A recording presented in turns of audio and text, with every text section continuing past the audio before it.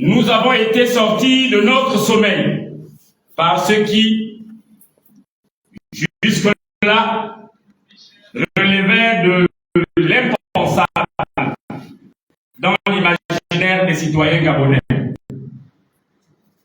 Un coup d'État militaire, après les échecs des tentatives de 1964 et de 2019, conduit par des jeunes officiers patriotes.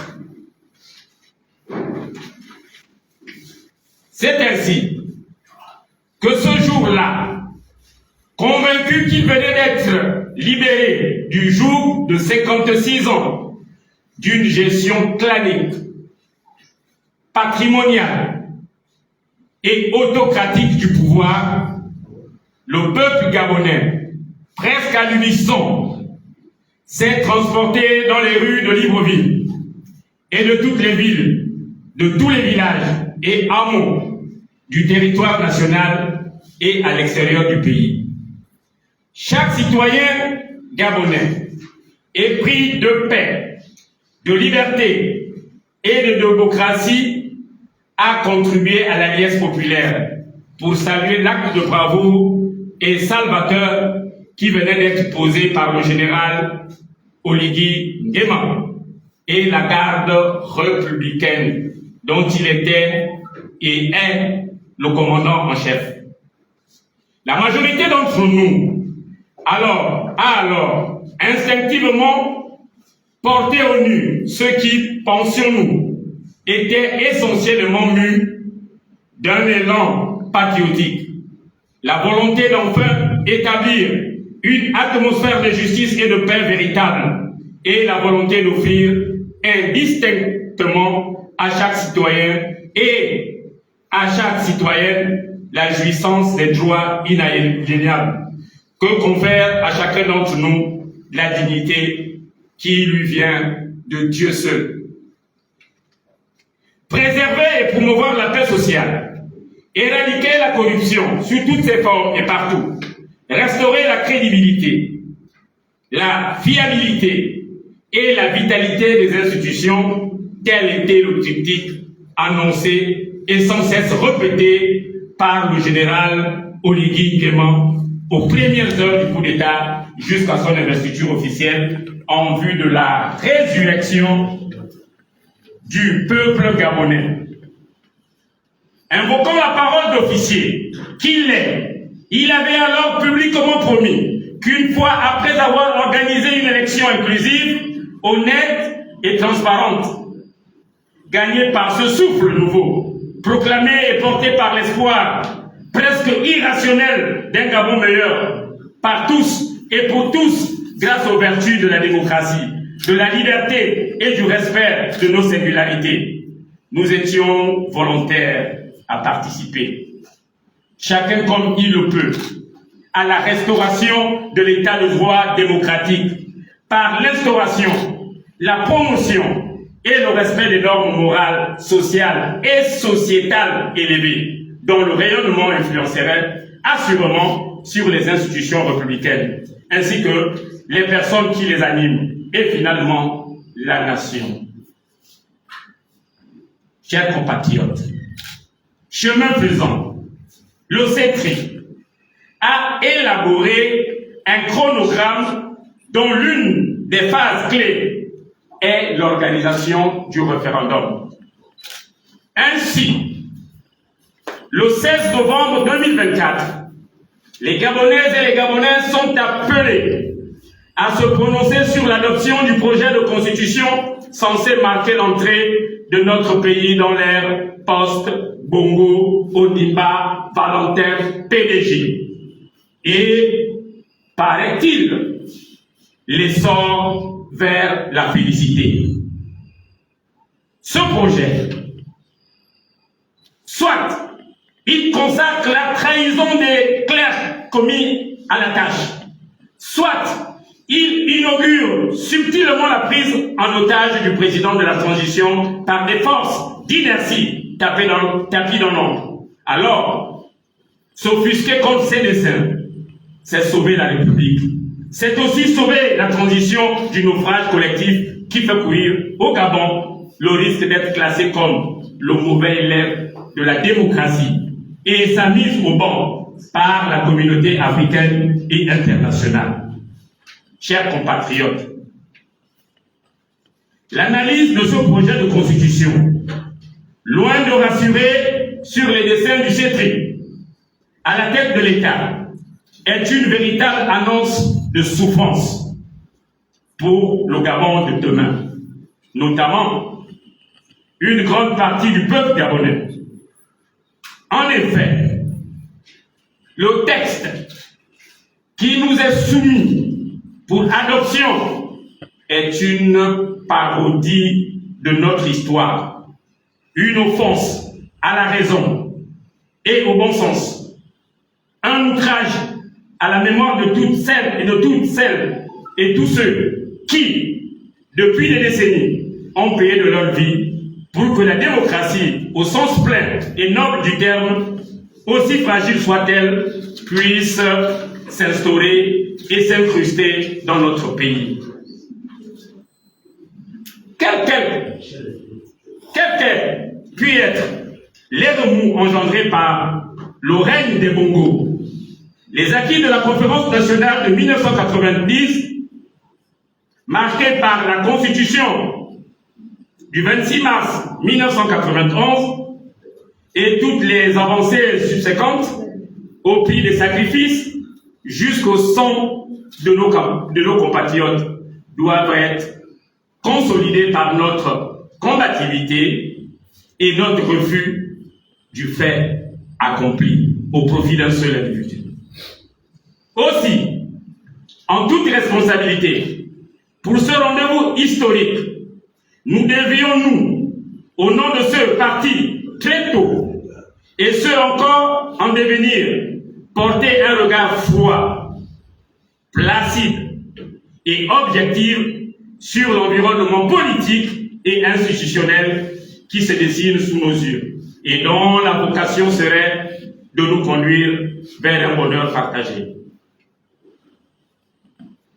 Ce projet constitutionnel, après analyse, doit être pris pour ce qu'il est, à savoir un instrument qui consacre un recul démocratique sans précédent, taillé pour servir les desseins d'un homme et d'un clan, pire que ce que nous avons connu sous le régime despotique du parti unique. Peuple gabonais, Banabalo Gabon, nous avons vu nos parents, nos frères, nos enfants, nos collègues et camarades tomber pour cet idéal de démocratie qui nous étreint tous. Et c'est parce que leur sang ne cessera jamais sur notre sol, celui de notre mère patrie, que nous devons agir avec force contre l'imposture que promeut ce projet de constitution et empêche que le Gabon ne sombre totalement dans le totalitarisme et le populisme qui sont l'antichambre de la déchéance et de la ruine assurée des nations et des peuples. Une constitution qui établit la discrimination, l'exclusion et la hiérarchisation des citoyens en fonction de l'origine de leurs parents est immorale dans son esprit vicieux et mortifère dans sa lettre. Sachons-le, l'inégalité des droits reconnus entre citoyens d'un même pays induit en contrepartie une inégalité des devoirs du vice-premier ministre du gouvernement de la transition, de la ministre de l'Éducation nationale, du secrétaire général de la présidence de la République, de plusieurs membres de nos forces de sécurité et de défense. C'est pourquoi, avec la plus grande fermeté et une profonde gravité que requiert le moment, je le dénonce et le rejette en même temps que je condamne la vacuité, la dangerosité, l'irresponsabilité de ces concepteurs et de tous ceux qui, pour des villes et temporel intérêt partisan le défendent. Chers compatriotes, combattants, je dénonce un régime politique qui met en concurrence immorale ses enfants, organise et valide une intolérable et inconstitutionnalité et illégalité devant la loi de tous les citoyens, en interdisant toute personne de nationalité gabonaise d'origine au fallacieux motif qu'elle est mariée à une personne d'origine étrangère de se porter candidat à l'élection présidentielle. Qui peut prouver objectivement que ce sont les personnes de cette nature qui ont plongé notre pays dans les abysses profonds où il est depuis son indépendance?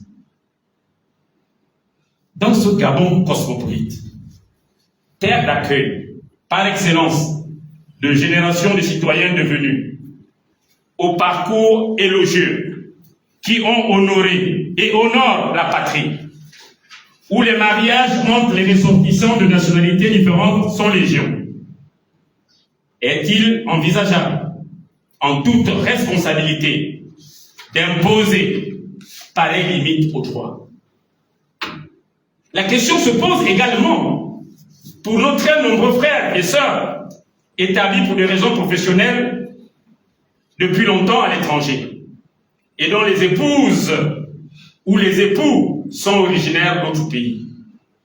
Cette disposition injuste fait peser sur le conjoint étranger une présomption de criminel, alors que, selon la Constitution, l'épouse ou l'époux du chef de l'État n'a aucun statut constitutionnel et ne participe en rien à la gestion du pays. S'il a pu être autrement dans les faits jusqu'à récemment, la faute est surtout à rechercher dans la corruption endémique, l'immoralité et l'irresponsabilité des tenants des institutions républicaines. Sous notre ciel, le mariage entre deux personnes de nationalités différentes ne constitue pas un frein à l'aspiration d'un citoyen à briguer à la magistrature suprême. Nous citerons le cas de Nicolas Sarkozy en France, Alassane Ouattara en Côte d'Ivoire. D'ailleurs, les présidents de Yomba et Omar Bongo avaient aussi épousé des expatriés. Une constitution qui discrimine les citoyens en fonction de la coloration de leur amour est liberticide et est aux antipodes des droits de l'homme. Si le but de ce projet de constitution est d'épargner le pays du pillage, de la corruption et de l'immoralité comme orchestré par Madame Sylvia Bongo Ondimba, les dispositions auraient dû être prises pour contrer en amont l'œuvre néfaste de tous les pilleurs, de tous les assassins et les immoraux à la tête de ce pays. La réalité de fait, c'est que le Gabon a connu une première dame d'un pays voisin, le Congo, ayant réalisé des œuvres louables comme la clinique El Rafa, l'Horizon Nouveau, le lycée Michel Dira, etc. Pendant qu'une première dame nationale, Téké, comme son mari aussi, Téké, a brillé par l'abrutissement des femmes des générations entières, en léguant au Gabon un mal persistant, le kounabélisme. En comparant ces deux cas, l'on voit bien que la conjointe gabonaise ne constitue pas une garante obligatoire pour le bien-être du peuple gabonais. Ainsi, si la Constitution avait catégorisé les Gabonais en vertu de leur appartenance aux provinces promotrices du kounabélisme, du collégobisme, du gouméisme, du lilamonisme, du mouchokinisme, elle sera discriminatoire, comme elle est en défaveur des Gabonais mariés aux expatriés, tout comme envers les Gabonaises par alliance. Cette constitution, il faut le dire, est injuste.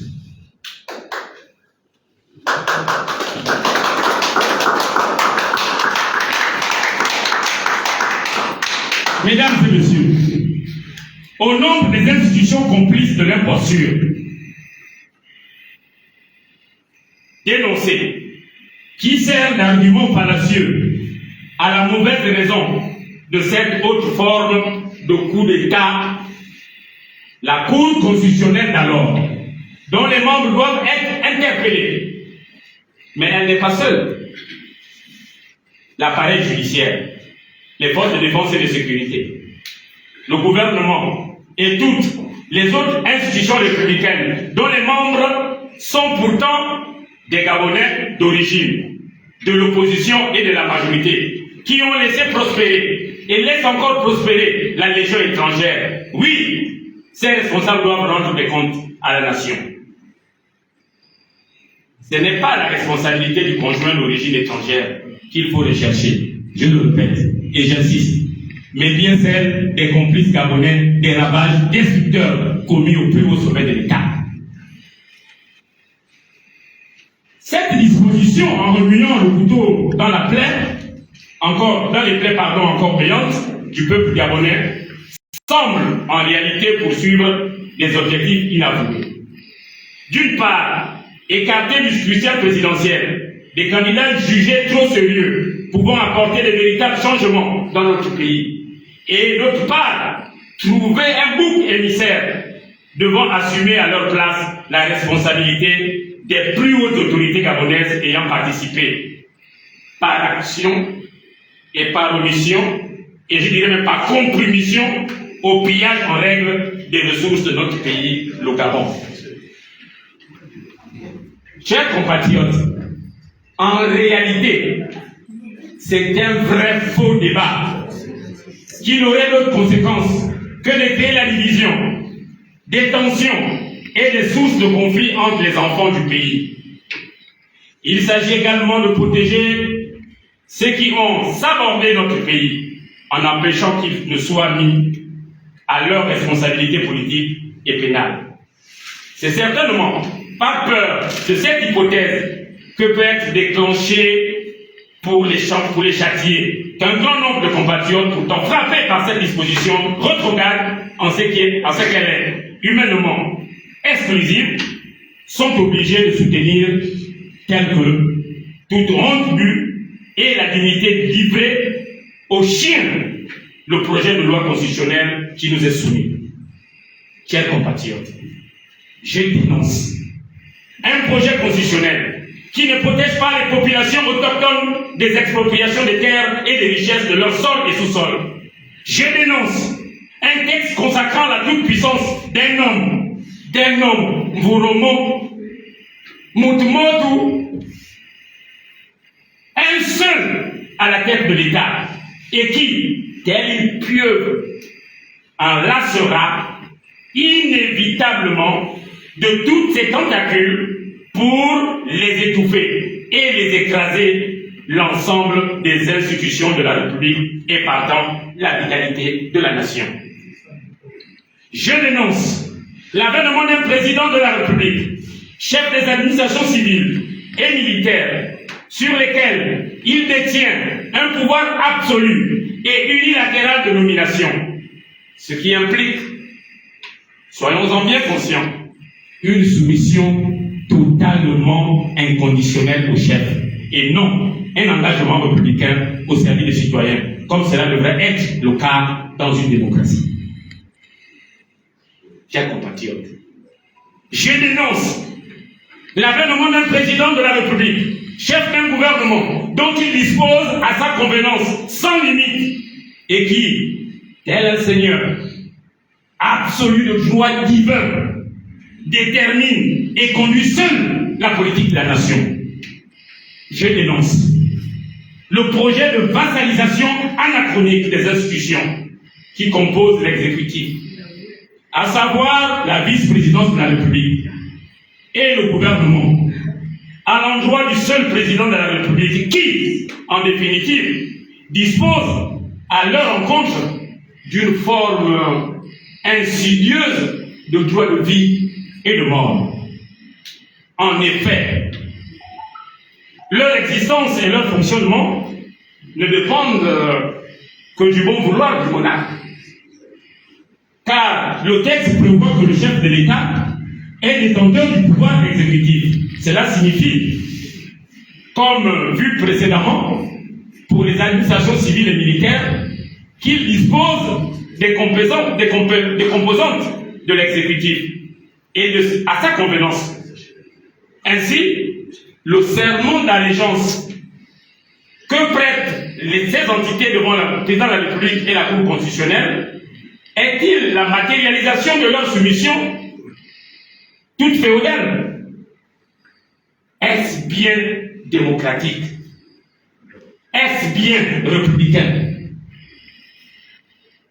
Chers compatriotes, l'on comprend à la lumière de ce qui précède que le déséquilibre institutionnel au seul bénéfice du président de la République est l'âme, je dis bien, est l'âme et l'esprit de ce projet constitutionnel. Cela est confirmé par la place accessoire ou périphérique du Parlement dans cette nouvelle architecture constitutionnelle, dont les prérogatives en font plus que jamais une entité inopérante en termes de séparation de pouvoir et même en qualité de contre-pouvoir. C'est pourquoi je dénonce dans ce texte un Parlement sans vie et sans âme, un Parlement devenu mécanique et aux ordres du monarque, réduit au silence car dénué de toute consistance opérationnelle. Chers compatriotes, il faut, pour apprécier cette hérésie institutionnelle, comparer les attributions constitutionnelles du Parlement issu de la Constitution du 26 mars 1991 à celles proposées actuellement. Les leviers de contrôle et des sanctions des élus sur le pouvoir exécutif, que sont notamment le vote de confiance et la motion de censure, sont purement et simplement abrogés du projet de constitution. Franchement, c'est une folie. Je dis bien, c'est une folie. Alors que le président de la République, dans le même temps, conserve son droit de dissolution, telle une épée Damoclès sur la tête des parlementaires, pour bien étouffer dans l'œuf toute velléité d'émancipation. Le dernier point qu'il m'importait de vous signaler en ce jour est l'articulation faite entre le président de la République et les forces de sécurité et de défense. En effet, l'article 38 du projet constitutionnel énonce que les forces de sécurité et de défense sont au service de l'État. Or, pris ensemble, les articles 56 et 55 alinéa 2 révèlent une réalité tout autre. Qu'une fois de plus, je dénonce la mainmise du président de la République sur l'ensemble des forces de défense et de sécurité et de défense, dont une fois de plus, il disposerait à convenance. N'est-ce pas là l'indication de la mise en œuvre d'un régime ultra-sécuritaire dont les exécutants seront à la solde du chef et non au service de l'État? Il faut le craindre.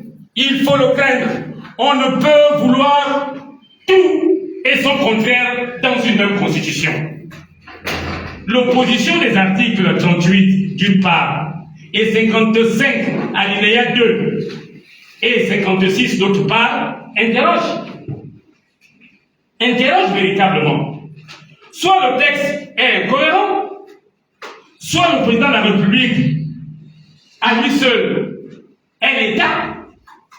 Quelle lecture devons-nous avoir? Le président de la République dispose. Il est le détenteur. Il nomme. Il met fin. Il est le chef. On constate avec effroi un champ lexical qui renvoie non seulement à la possession, mais à la soumission absolue au chef. Or, le Gabon n'est pas un héritage familial, ni un butin de guerre, pas plus que la Constitution n'est un titre de propriété privée, ou familiale, ou clanique. Aussi, est-ce avec solennité que je lance cet appel à toutes les forces vives de la nation en ce jour, car l'heure est grave. L'heure est grave. L'heure est vraiment grave. C'est pourquoi j'appelle à l'unité dans la concorde pour notre vert jaune bleu à un nom massif national et international contre ce projet de division de la patrie, contre ce projet de séquestration des libertés, contre ce projet du viol de la dignité et de la soumission constitutionnelle honteuse à un seul homme au motif qu'il a fait un coup d'État. Que d'ailleurs, aucun autre que lui, par la force de la fonction qui est la sienne, à la tête de la garde républicaine, ne pouvait réussir. J'appelle du fond de mon cœur tous les partis politiques, la société civile, les étudiants, les chômeurs, les travailleurs, les syndicats, les commerçants, les enseignants, les militaires, les magistrats, les parlementaires, les ministres, les mères au foyer, les femmes de ménage, tous ceux en qui coule le sang vert, jaune, bleu, à voter massivement non.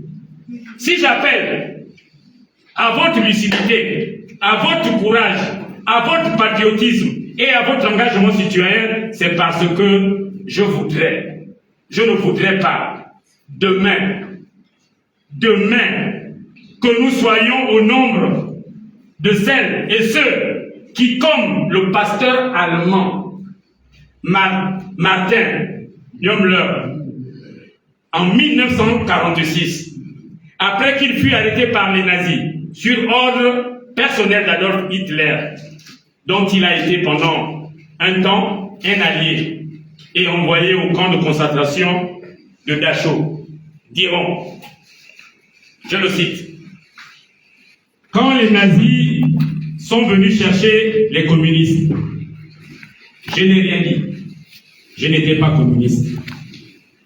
Quand ils sont venus chercher les sociaux-démocrates, je n'ai rien dit, car je n'étais pas socio-démocrate. Quand ils sont venus chercher les syndicalistes, je n'ai rien dit, car je n'étais pas syndicaliste. Quand ils sont venus chercher les juifs, je n'ai rien dit, car je n'étais pas juif. Quand ils sont venus me chercher, il ne restait plus personne pour protester. Chers compatriotes, Gabonaises, Gabonais, combattants, combattantes, pour toutes les raisons objectives et vérifiables énoncées ci-dessus, disons massivement non à ce projet de constitution archaïque et mortifère. Sinon, si nous ne le faisons pas, sinon l'histoire nous reléguera au rang des rébus de la modernité. Amen. Memoumana. Amo Yibo Mutomal. Je vous remercie.